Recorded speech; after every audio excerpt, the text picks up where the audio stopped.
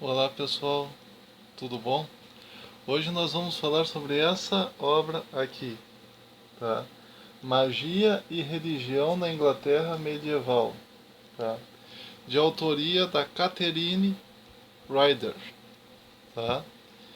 Então a Catherine Ryder, nessa obra aqui, ela vai mostrar para nós algumas coisas muito interessantes, verdadeiramente, acerca de como era a magia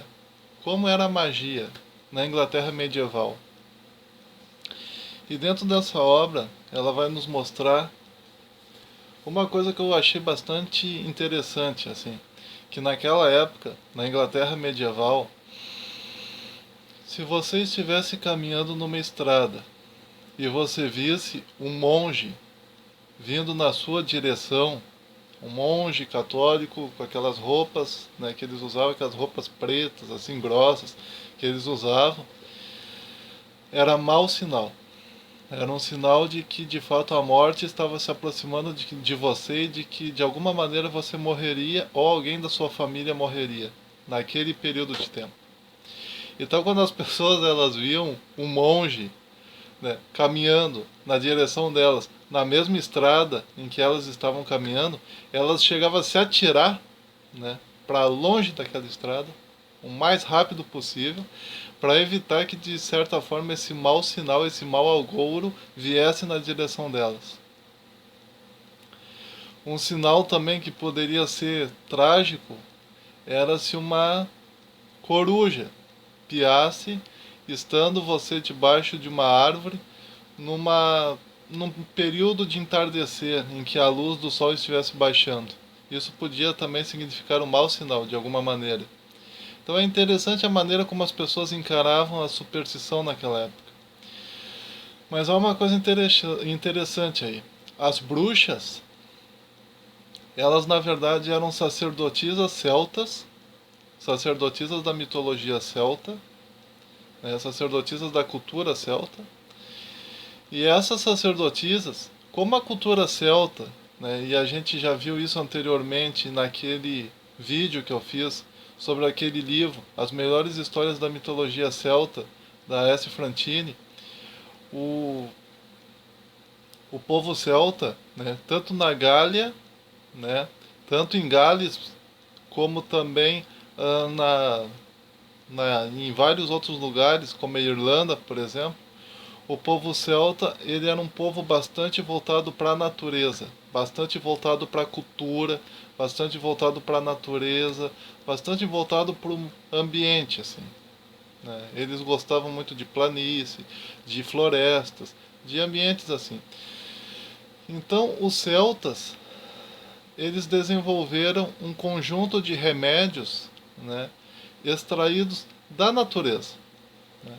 Remédios que se tirava da natureza, se tiravam de chás, se tiravam de ervas, se tiravam assim da natureza.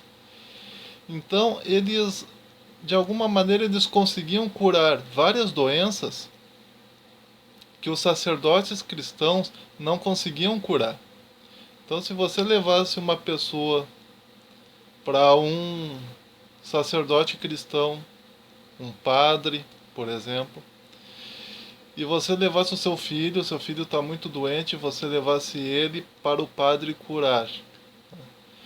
O padre iria fazer uma reza, rezar a favor daquela criança, mas seria isso, apenas isso. Agora, quando você levasse aquela criança para uma sacerdotisa celta, uma bruxa, lembrando que a palavra bruxa, ela vem da palavra celta bruxi, que traduzido significa aquela que se comunica com os deuses. Essa é a tradução da palavra bruxa.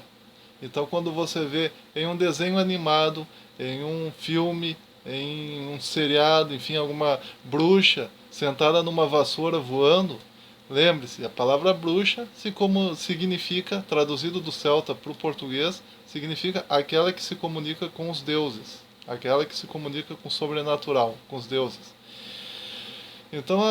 Então, se você levasse para uma sacerdotisa celta, para uma bruxa, aquela criança sua que estava doente, a bruxa, usando os conhecimentos celtas de ervas, de vegetais, de chás, de poções, enfim, ela iria curar aquela criança daquela doença. Ela acharia exatamente qual era a melhor erva, qual era o melhor chá para aquela criança beber, daria para a criança e a criança ficaria curada.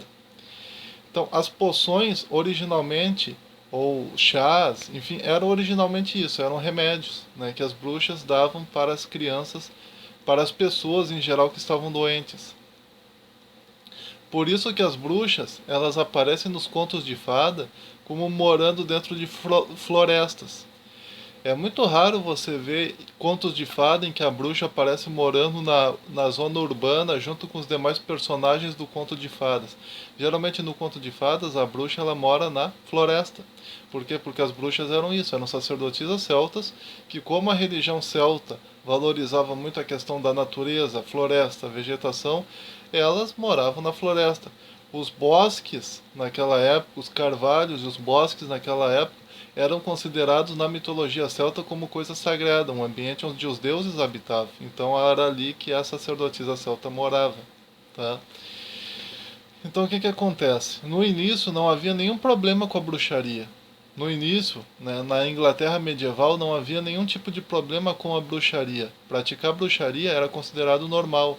Né? A igreja ela ainda não expulsava as bruxas, ela ainda não queimava bruxas, ela ainda não matava as bruxas, não havia nenhum problema ainda com as bruxas. O problema com as bruxas aparece muito tempo depois, quando os sacerdotes da igreja, de alguma maneira, começam a sentir que as bruxas estavam competindo com eles. Ou seja, passou a ser sinal de competição. Cada vez que você ia num sacerdote cristão, a sua criança não ficava curada da doença.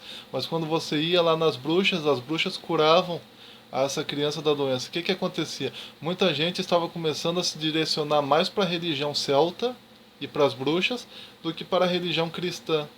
Então o que aconteceu? Começou, com o passar dos tempos, a haver uma verdadeira luta contra as bruxas e isso acabou culminando na morte das bruxas, como a gente conhece, no massacre que foi feito contra as bruxas lá no final da Inglaterra medieval. Então foi daí que veio essa questão de matar as bruxas. Mas lembre-se, quando se fala em bruxa, se fala numa sacerdotisa celta que venera e adora os deuses celtas, dentre eles as fadas e os duendes, que eram deuses da mitologia celta, tá? Deuses que muitas vezes aparecem em lendas praticando mal, inclusive, praticando bem e praticando mal. Eram deuses neutros, eram como se fossem forças da natureza, energias da natureza neutras, que podiam ser boas ou más. E no século XII, pessoal, as ideias de Santo Agostinho sobre a magia foram reunidas em uma obra chamada Decretum, de autoria de Graciano. Tá? Na Idade Média se diferenciava o mundo natural de magia. Se algo pudesse ser explicado como resultado de elementos naturais, então essa previsão do futuro não era magia. Exemplo, as nuvens escuras dando a entender que no futuro, algumas horas depois da nuvem, nesse exemplo, haveria chuva. Né? Aí nesse caso não era considerado magia. Depois da nuvem, magia tinha a ver com elementos e associações que nada tinham que ver com o mundo natural. Exemplo, estar caminhando numa estrada e ver um monge era um mau presságio. Na prática não havia nenhuma lei natural que dissesse ou estabelecesse uma relação do monge com o mau presságio. Muito do que na Idade Média se considerava como magia ou feitiçaria é aquilo que hoje em dia se consideraria como simpatia. Vocês já devem ter ouvido falar, ou até mesmo ter feito, né, dentro de casa, simpatias. Simpatia para conseguir o amor da mulher amada, simpatia para manter o marido junto com você, simpatia para adquirir riquezas, para chamar as riquezas até você. Enfim, muito do que na Idade Média se considerava como magia, bruxaria, é o que hoje as pessoas consideram como simpatia. Tá? Além, é claro, da própria astrologia com seus signos do zodíaco. Então a magia também, a astrologia, melhor dizendo, também entrava no ramo da magia e da bruxaria. Ser um astrólogo, acreditar nos signos do zodíaco, na Idade Média, era ser considerado uma pessoa que acreditava em magia. Tá? Trocar presentes na festa de fim de ano para ter um próximo ano abençoado era considerado magia, pois não haveria uma relação natural de presentes com o ano novo abençoado. Embora Santo Agostinho visse a cura pelas ervas e plantas como magia, depois de um período da Idade Média, século XIII, a cura pelas ervas e plantas era vista como algo natural. Existem descrições, né, de magias medievais que envolvem uma mulher, né, a ex-namorada, vamos supor, deixando o ex-namorado impotente após largá-la. Há também uma mulher que alguém fez um trabalho para ela, e ela não conseguia sequer olhar para o marido sem sentir muita raiva. Há também o caso de um olho gordo lançado contra um vizinho. Então a autora vai nos dar esses exemplos, né, de mulheres que acabaram sendo vítimas de magia de outras pessoas, e aí elas não conseguiam mais ver nem o marido, né, sentiam raiva quando olhavam para o marido, passaram a ter ódio do marido por causa fruto de magia que outras pessoas lançaram contra elas. E existe também o caso do olho gordo, né, mulheres que de alguma maneira se queixavam que alguém havia lançado olho gordo contra elas. E existem vários exemplos aqui, né, e esses são exemplos da Idade Média, são documentos da Idade Média que a autora nos faz conhecer aqui nesse livro, tá? Na Inglaterra medieval. Magia e religião na Inglaterra medieval. Então é interessante assim, ó, tudo que tu fizesse que não tivesse nenhuma relação de causa e efeito era considerado magia. Aquilo que a gente faz, né, de dar presentes para as pessoas, né, com o desejo de que, por eu ter dado presentes e ter terminado o ano feliz com a minha família, isso de alguma maneira vai fazer com que o ano novo seja bom, e isso era considerado também magia na Idade Média. Esse negócio da pessoa, por exemplo, usar roupa íntima amarela para atrair ou riquezas no próximo ano, ou usar roupa íntima branca para atrair paz no ano novo, ou usar roupa vermelha íntima, roupa íntima vermelha para atrair, né, o amor, assim, essas coisas no ano novo, isso era considerado magia. Então, com tudo que tu fizesse, que tu tivesse o objetivo de buscar um resultado, tá? E não houvesse uma relação de causa e efeito natural entre aquilo que tu fez e aquele resultado que tu deseja obter, isso era considerado magia, tá? Não existe nenhuma relação de causa e efeito que explique por que a pessoa recebeu um ano novo bom se ela entregou presente. Não há nenhuma relação de causa e efeito na entrega de presente com o ano novo bom. Não há nenhuma relação natural de causa e efeito entre usar roupa íntima amarela e obter riquezas no próximo ano, por exemplo. Qual é a relação que existe entre você entregar, usar roupa amarela, roupa íntima amarela, e você ter um próximo ano cheio de emprego e prosperidade? Não há nenhuma relação natural entre causa e efeito. Não havendo, portanto, nenhuma relação natural entre causa e efeito, entre aquilo que tu está fazendo e aquilo que tu deseja obter, isso é considerado magia na Inglaterra medieval, lá por volta do século XIII. Tá? Então, pessoal, é isso, né? E nesse livro, né, existem histórias de fadas, né? Histórias que acredita-se que tenham acontecido na vida real, porque a gente não sabe se aconteceu ou não, né? Mas são documentos que datam da Idade Média de pessoas dando testemunho de que fadas levaram elas embora e mataram elas, fadas e duendes que mataram pessoas, duendes e fadas que fizeram com que a vegetação ficasse feia, que os animais morressem de fome por não ter pastagens para comer.